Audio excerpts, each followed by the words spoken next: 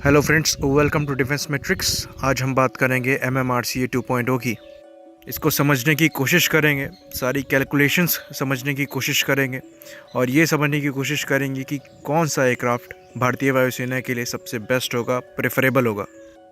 तो जो medium multi role combat aircraft की रिक्वायरमेंट है इंडियन एयरफोर्स की, उसको पूरा करने के लिए जो MMRCA कंपटीशन का पहला भाग है वो 2007 में स्टार्ट हुआ था और 2012 के अंत तक डेसॉल्ट रफाल को विनर बताया गया था, पर बाद की स्टेज में जाकर इस प्रोग्राम को स्क्रैप कर दिया गया था और 36 रफाल फ्रांस से गवर्नमेंट टू गवर्नमेंट डील के थ्रू लिए गए थे। तो ऐसी क्या रिक्वायरमेंट है, इसको समझने के लिए अब कैलकुलेशन समझते हैं। तो चाइना और पाकिस्तान को साथ में कंटेन करने के लिए जो टोटल सैंक्शनड स्क्वाड्रन संख्या है वो 42 की है, पर हाल ही में भारतीय वायुसेना ने कई जहाज़ को रिटायर किया है, जिसमें सबसे रिसेंटली MiG-27 था, जिसे जोधपुर से लास्ट बार उड़ाया गया था। तो जो करंट स्क्वाड्रन स्ट्रेंथ बनती है भारतीय वायुसेना की वो करीबन 30 होनी चाहिए, जो सैंक्शनड स्क्वाड्रन की संख्या से 12 कम है। तो अगर हम ऑन एवरेज मान लें एक स्क्वाड्रन में 18 एयरक्राफ्ट्स होते हैं, जो कि ऐसा नहीं है, किसी स्क्वाड्रन में कम होते हैं, किसी स्क्वाड्रन में ज़्यादा होते हैं, बट एवरेज में हम 18 अगर मान लें तो जो कुल हमारे पास कमी है वो 216 एयरक्राफ्ट्स की है। तो जो हो चुकी डील है वो है 40 तेजस मार्क 1 की और 83 मार्क 1A की। पर ये जो एयरक्राफ्ट्स हैं ये इंडियन एयरफोर्स में MiG-21 को रिप्लेस करेंगे, तो इनको हमें इस 30 स्क्वाड्रन में ही कंसीडर करना पड़ेगा। तो अगर इनको हटा भी दिया जाए तब भी हमें 216 एयरक्राफ्ट चाहिए अपनी स्क्वाड्रन स्ट्रेंथ को मेंटेन करने के लिए। तो अब बात आती है तेजस मार्क 2 की, जिसका फ्यूचर में डेवलपमेंट होना है और कहा यह जाता है करीबन 200 तेजस मार्क 2 लिए जाएंगे। पर ये जो तेजस मार्क 2 होंगे ये इंडियन एयरफोर्स में जैगुआर्स और MiG-29 साथ ही साथ मिराज 2000 को रिप्लेस करेंगे। तो इसको भी हम सेपरेट रखेंगे, इसको हटाकर हमें 216 एयरक्राफ्ट्स अब भी चाहिए। अब बात आती है ORCA की, ओमनी रोल कॉम्बैट एयरक्राफ्ट की, जो कि एक कॉन्सेप्ट है अभी तक। तो इसमें कोई क्लैरिटी नहीं है, जब तक क्लैरिटी नहीं आती हम इसको कंसीडर नहीं करेंगे, तो इसको भी हम साइड कर देते हैं। टाइमलाइन की बात करें तो ये जो तेजस मार्क 2 है ये 2028 से पहले प्रोडक्शन में नहीं जाएगा, इसकी पॉसिबिलिटी बहुत कम है। और जो AMCA है वो भी करीबन 2032 से ही प्रोडक्शन में जाने के चांसेस लग रहे हैं और ये चीज़ डिले भी हो सकती है, उससे पहले की पॉसिबिलिटी बहुत कम है। तो अब आता है MMRCA 2.0 पे, जिसके अंतर्गत हमें 114 मल्टी रोल कॉम्बैट एयरक्राफ्ट लेने हैं और बाकी के बचे एयरक्राफ्ट कैसे लिए जाएंगे वो आगे फ्यूचर में पता लगेगा। इस पर अभी कोई चीज़ कंक्रीट कोई चीज़ नहीं है। MMRCA 2.0 के जो कंटेंडर हैं ये ऑलमोस्ट सारे सेम कंटेंडर हैं जो MMRCA 1 में थे, जिसमें है आपका MiG-35, साब ग्रिपिन, यूरोफाइटर टाइफून, डेसो रफाल और जो पहले F-16 ब्लॉक 70 था उसकी जगह पर एक नया एयरक्राफ्ट लॉकहीड मार्टिन ने ऑफ़र किया है, जिसे वो लॉकहीड मार्टिन F-21 कहते हैं। साथ ही साथ इसमें बोइंग का FA-18 सुपर हॉर्नेट भी है। और जो बाकी इसमें जो एयरक्राफ्ट ऐड किए गए हैं उसमें पहले है आपका सुखोई Su-35 और बोइंग के द्वारा F-15EX को भी ऐड करने की बात चल रही है। तो कुल जो मिला जुला के एयरक्राफ्ट्स हैं वो ऑलमोस्ट सेम है जो कि MMRCA 1.0 में थे। तो इसमें कौन सा नया इवैल्यूएशन हो जाएगा, इतने साल का जो टाइम लग रहा है मुझे कुछ समझ में नहीं आ रहा है, क्योंकि जो चेंजेस हुए हैं वो एवियोनिक्स में चेंजेस हुए हैं इन एयरक्राफ्ट्स में। बाकी स्ट्रक्चरल चेंजेस, इंजन चेंजेस, ये सब चेंज नहीं हुए हैं। पर्सनली मुझे लगता है कि ये जो कंपटीशन कराया जा रहा है ये थोड़ा टाइम बाइंग स्ट्रैटेजी लग रही है, क्योंकि ये सब जो चीज़ें होती हैं 114 एयरक्राफ्ट एक साथ में ख़रीदना ये काफ़ी एक्सपेंसिव चीज़ है और जो हमारा डिफेंस बजट है वो इतना नहीं है कि एक साथ हम ये परचेज़ इतनी ईज़िली कर सकें, क्योंकि हमारा जो मैक्सिमम रक्षा बजट आता है उसका जो मैक्सिमम पार्ट है वो पेमेंट्स और पेंशन में ही चला जाता है। ये डील आगे कैरी फॉरवर्ड होगी और स्क्रैप नहीं होगी MMRCA 1.0 की तरह, इसके भी चांसेस कम हैं, क्योंकि हमारे chief of defence staff general Bipin Rawat ने एक इंटरव्यू में कहा था कि वो जो हमारी आर्म फोर्सेस हैं वो बल्क में ऑर्डर करने से बचेंगी, क्योंकि बल्क में ऑर्डर करने की वजह से जो रिफर्बिश टाइम होता है या रिप्लेसमेंट टाइम होता है वो सबका एक ही साथ आ जाता है और फाइनेंशियली काफ़ी ज़्यादा लोड पड़ जाता है आर्म फोर्सेस पे। छोटे छोटे पैकेट्स में ऑर्डर करने का फ़ायदा ये होता है कि जो रिफर्बिश टाइम या फिर रिप्लेसमेंट टाइम आएगा सबका, वो अलग अलग समय पर आएगा और फाइनेंशियली कम बर्डन बढ़ेगा आर्म फोर्सेस पर। तो अब हम लोग आगे चलकर एक एक एयरक्राफ्ट के सिलेक्ट होने की पॉसिबिलिटी को डिस्कस करेंगे। अब बात करते हैं मिग 35 की। तो जो मिग 35 है वो एक रशियन एयरक्राफ्ट है और इस कंपटीशन का सबसे सस्ता एयरक्राफ्ट है। जहाँ तक रही बात इन एयरक्राफ्ट की मेंटेनेबिलिटी की, तो इंडियन एयरफोर्स उससे उतनी खुश नहीं है। इनकी थोड़ी मेंटेनेबिलिटी पुअर मानी जाती है वेस्टर्न एयरक्राफ्ट के कंपैरिजन में, और जो अवेलेबिलिटी है वो भी कम है उनके कंपैरिजन में। और ये इशू इंडिया फेस कर रही है, इसलिए जो इंडिया ने खुद का जो एयरक्राफ्ट बनाया LCA तेजस, उसमें रशियन कंपोनेंट्स की जो मात्रा है वो ना के बराबर है।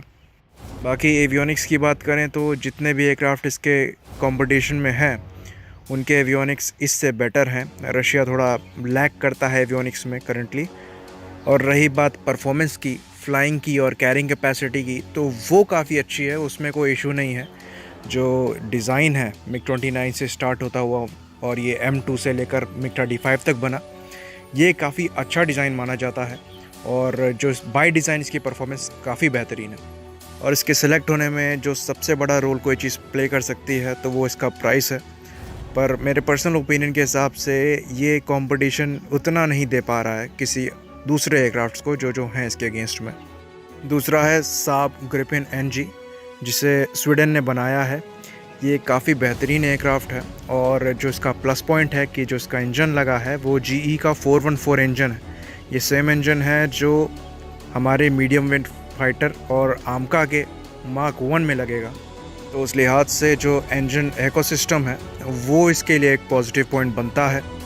पर पर्सनली मुझे लगता है इसके चांसेस कम है, क्योंकि भारत जो अपना स्वदेशी मीडियम वेट फाइटर बना रहा है उसकी परफॉर्मेंस और कैरेक्टरिस्टिक काफ़ी हद तक साब ग्रिफिन NG के परफॉर्मेंस और कैरेक्टरिस्टिक से मैच करते हैं। कंपटीशन का जो तीसरा एयरक्राफ्ट है और जो काफ़ी पॉपुलर एयरक्राफ्ट है जिसके चर्चे काफ़ी चल रहे हैं, वो है लॉकहीड मार्टिन द्वारा ऑफ़र किया हुआ F-21। इन्होंने काफ़ी अट्रैक्टिव ऑफ़र दिया है जिसमें इन्होंने कहा है कि ये पूरे एयरक्राफ्ट का जो इकोसिस्टम है उसको इंडिया में ही डेवलप करेंगे। साथ ही साथ जो फ्यूचर में इंडिया के प्रोजेक्ट्स होंगे, चाहे वो आर्म का हो या मीडियम वेट फाइटर हो और इंजन मैन्युफैक्चरिंग ही क्यों ना हो, उसमें भी ये लोग अपना जो एक्सपर्टीज़ है उसका सपोर्ट देंगे। एयरक्राफ्ट की बात करें तो ये एयर फ्रेम F-16 का ही है जिसमें कन्फर्मल फ्यूल टैंक्स लगा दिए गए हैं और जो एवियोनिक्स हैं वो काफ़ी मॉडर्न F-35 से बोरो किए गए हैं। तो कह सकते हैं ये F-16 ऑन स्टेरॉइड्स है। ऑफ़र तो काफ़ी अच्छा है, पर जो F-16 है वो 1970s का डिज़ाइन है और उस समय के डिज़ाइन के कुछ लिमिटेशंस हैं जो ये एयरक्राफ्ट आगे कैरी फॉरवर्ड करता है। और बाकी जो पर्सनली बात करें तो जो अमेरिकन वेपन्स हैं जो डायरेक्ट वॉर में यूज़ होते हैं, अब मुझे उनके जो सैंक्शन पॉलिसीज़ हैं, जो किसी भी कंट्री पर सैंक्शन लगाकर स्पेयर्स की सप्लाई करना बंद कर देते हैं, उसकी वजह से थोड़ा कम भरोसा होता है। ट्रांसपोर्ट एयरक्राफ्ट तक तो ठीक है, पर जो फाइटर एयरक्राफ्ट्स हैं उसमें ये चीज़ काफ़ी खटक सकती है कि कल को कोई इशू हो और हम पर भी सैंक्शंस लग सकते हैं उनके द्वारा, जिसमें स्पेयर्स मिलने की प्रॉब्लम हो सकती है।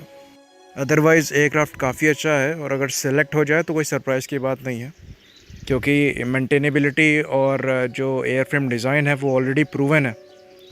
अब बात करते हैं सुखोई Su-35 की।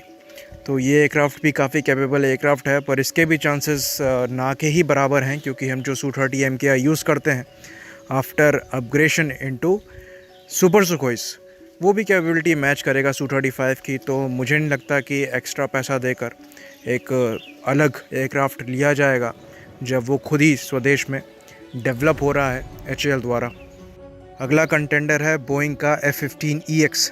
ये काफ़ी बेहतरीन एयरक्राफ्ट है, वर्ल्ड के हैवी वेट फाइटर्स में आता है, कैरिंग कैपेसिटी काफ़ी ज़्यादा है और एक प्रूवन एयरक्राफ्ट है। इसका रिकॉर्ड काफ़ी अच्छा है, एवियोनिक्स बेहतरीन है, पेलोड कैरिंग कैपेसिटी बहुत अच्छी है, एंड्योरेंस काफ़ी ज़्यादा है। पर ये जो एयरक्राफ्ट है वो सेम कैटेगरी का एयरक्राफ्ट है जो हमारा Su-30 MKI है। तो सेम कैटेगरी के दो डिफरेंट फाइटर रखना और इसके स्पेयर्स और लॉजिस्टिक्स को मेंटेन करना, ये कोई समझदारी की बात नहीं है। तो F-15EX के भी चांसेस पर्सनली मुझे लगता है कम है। तो जो अगला एयरक्राफ्ट है वो बोइंग का ही FA-18 सुपर हॉर्नेट है। तो इसमें जो इंजन लगा है वो जनरल इलेक्ट्रिक का F414 इंजन लगा है, जो कुछ साल बाद हमारे इंडियन एयरफोर्स में एज अ स्टैंडर्ड इंजन हो जाएगा, क्योंकि ये medium weight fighter as well as आगे आमका के मार्क 1 में भी लगेगा। बाकी ये भी एक प्रूवन डिज़ाइन है, प्रूवन एयरक्राफ्ट है। और जो दूसरी चीज़ इसके लिए प्लस पॉइंट बनती है वो ये बनती है कि जो इंडियन नेवी है उसकी भी जो डेक बेस्ड फाइटर की रिक्वायरमेंट है उसके भी कंपटीशन में एयरक्राफ्ट है। तो ये एयरक्राफ्ट जो है वो एक अच्छा कंटेंडर है और इसके चांसेस अच्छे हैं। अब दो एयरक्राफ्ट की बात एक साथ करेंगे, एक है डसॉ रफाल और दूसरा है यूरोफाइटर टाइफून। तो 2012 में MMRCA 1.0 के कंपटीशन में ये दोनों एयरक्राफ्ट जो थे वो फाइनल लिस्ट में थे और इन दोनों में से जो विनर था वो हमारा डसॉ रफाल था। तो हमें यहाँ पर रिज़ल्ट पता है, जो इवैल्यूएशन का और रिक्वायरमेंट के हिसाब से अगर रफाल जीता है तो इन दोनों में भी दोबारा से ही रफाल ही जीतना चाहिए। तो कुल मिला जुला के जो यूरोफाइटर टाइफून है उसके भी चांसेस कम हैं। बाकी डसॉ रफाल को जो ऑफ़र किया है फ्रांस ने, वो जो 36 हमने ख़रीदे हैं उनसे कम प्राइस में इस बार ऑफ़र किया है। और इवन ये भी बात चल रही है कि जो प्रोडक्शन फैसिलिटी है उसको भी शिफ्ट किया जा सकता है अगर बल्क में ऑर्डर मिलता है। तो अगर मुझे टॉप 4 एयरक्राफ्ट चूज़ करने पड़े जिनको मैं सिलेक्शन की पॉसिबिलिटी के हिसाब से नंबर वाइज रखूँगा, तो नंबर 1 पे रहेगा डसॉ रफाल, नंबर 2 पर आएगा FA-18 सुपर हॉर्नेट बोइंग का, नंबर 3 पर लॉकहीड मार्टिन का F-21 और नंबर 4 पर रशिया का MiG-35। तो इसको यहीं पर समाप्त करते हैं। लाइक करिए, सब्सक्राइब करिए और फेसबुक पे फॉलो करिए। जय हिंद।